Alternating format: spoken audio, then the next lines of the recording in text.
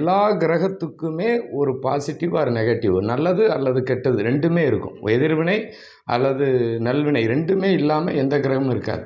அதாவது ஒவ்வொரு கிரகத்துக்கும் நல்லது கெட்டது 2மே கலந்து தான் நம்ம வாழ்க்கையை நகர்த்திக்கிட்டே இருக்கும். ஆனால் இந்த உலகத்திலேயே பாசிட்டிவ் மட்டும் இருக்கக்கூடிய ஒரே ஒரு கிரகம் சந்திரன். அதாவது சூரியன் இல்லைன்னா உயிர் இல்லை, சந்திரன் இல்லைன்னா உடல் இல்லை, தந்தை இல்லைன்னா தாயும் இல்லைன்னா நாம் இல்லைன்னு சொல்லலாம். அதே மாதிரி இந்த சூரியன்கிற கிரகம் வெப்பமான ஒரு நெருப்பு கிரகம். அந்த நெருப்பு கிரகத்திடமிருந்து சந்திரன் ஒளி வாங்குது. அதாவது சந்திரன் நமக்கு பவரை எடுக்கிறதே எங்கன்னா சூரியனிடமிருந்து. அதைத்தான் அமாவாசைன்னு சொல்கிறோம். அந்த நாளில் சூரியனிடமிருந்து வெப்பத்தை எடுத்து குளுமையையும் மனித உடலுக்கு உருவத்தையும் எண்ண அலைகளையும் வருமானத்தையும் நம்மளுடைய அனைத்து செயல்பாடுகளையும் இயக்குவது சந்திரன். அப்பேற்பட்ட சந்திரனுடைய ஸ்தலத்துக்கு பௌர்ணமி அன்னைக்கு பகலில் போய் பாருங்கள்.